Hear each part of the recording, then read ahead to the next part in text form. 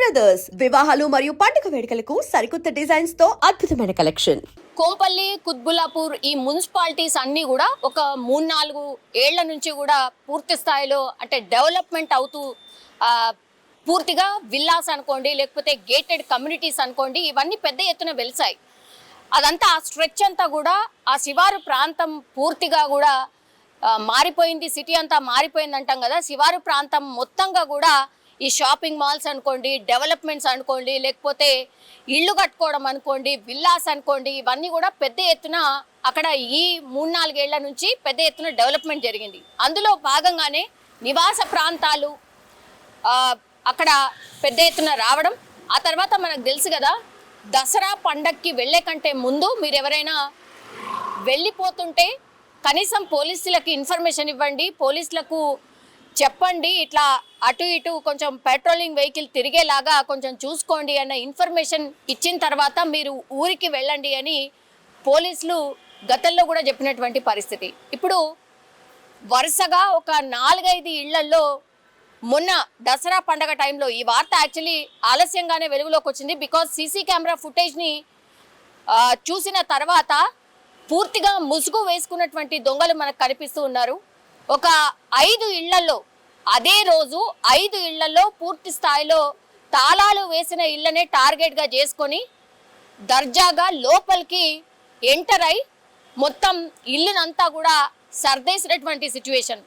సరే, దసరా పండగ అప్పుడు గతంలో కూడా ఎక్స్పీరియన్సెస్ ఉన్నాయి కాబట్టి ఈ నివాస ప్రాంతాల్లో ఉన్నటువంటి వాళ్ళు, ఆ ఇళ్లలో ఉన్నటువంటి వాళ్ళు చాలామంది కూడా ఏమీ పెద్దగా పెట్టకుండా అన్ని వాళ్ళతో పాటు తీసుకువెళ్ళిపోయినరా లేకపోతే ఏంటో తెలియదు. బట్ ఆ ఇళ్లలో దొంగలు లోపలికి వెళ్ళి తాళాలు కొట్టి చూసినప్పటికీ కూడా ఏమీ దొరకలేదు.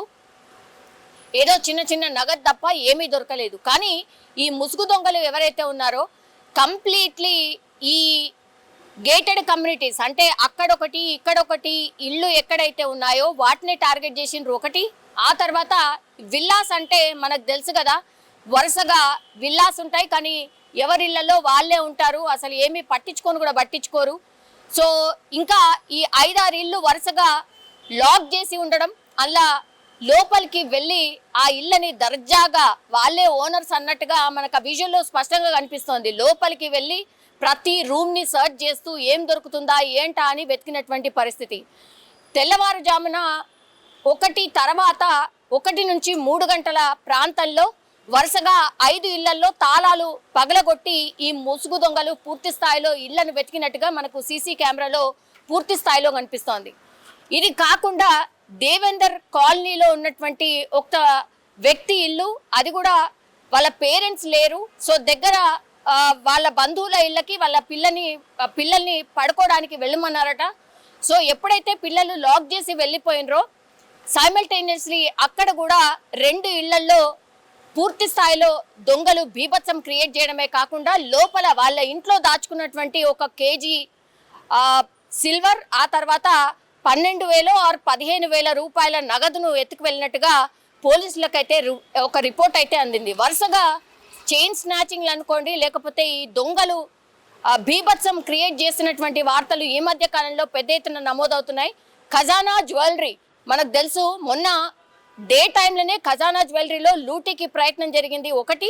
ఆ తర్వాత అదే రోజు రాత్రి కుకట్పల్లిలో ఉన్నటువంటి కొంత ఎవరైతే ఏజ్డ్ పర్సన్స్ ఉన్నారో ఆ దంపతుల ఇళ్ళని టార్గెట్ చేసుకొని పూర్తిగా వాళ్ళ ఇంట్లో ఉన్నప్పుడే దొంగలు లూటీ చేసినటువంటి పరిస్థితి. అక్కడ కూడా ఇంకా ఏ క్లూ దొరకలేదు. ఆ దొంగలు ఎత్తుకు వెళ్ళింది దగ్గర 40 నుంచి 50 తులాలు అన్నటువంటి మాట ఆ రోజు చెప్పారు. కానీ ఇప్పటి వరకు కూడా ఆ ఇన్సిడెంట్ అయ్యి 2 నెలలు అవుతోంది, ఇంకా కూడా ఎట్లాంటి అప్డేట్ అయితే ఆ ఇన్సిడెంట్లో రాలేదు.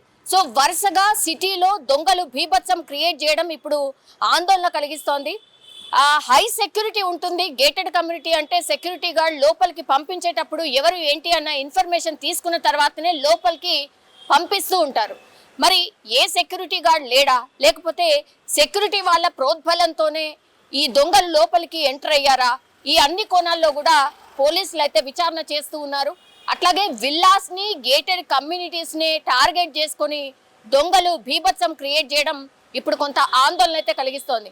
నగదు పోలేదు, లేదంటే సిల్వర్ కానీ గోల్డ్ కానీ ఏమీ దొరకలేదు. కానీ వరుసగా ఇట్లాంటి దొంగతనాలకు పాల్పడుతున్నటువంటి ఇన్సిడెంట్స్ పెరగడంతో ఇప్పుడు శివారు ప్రాంతాలే కాదు, సిటీలో ఉన్న పోలీసులందరూ కూడా అప్రమత్తంగా ఉన్నట్టు పోలీసులు అయితే చెప్తూ ఉన్నారు. కానీ వరుసగా దొంగతనాలు ఇప్పుడు కొంత ఆందోళన అయితే కలిగిస్తున్నటువంటి సిచ్యువేషన్ అయితే కనిపిస్తోంది.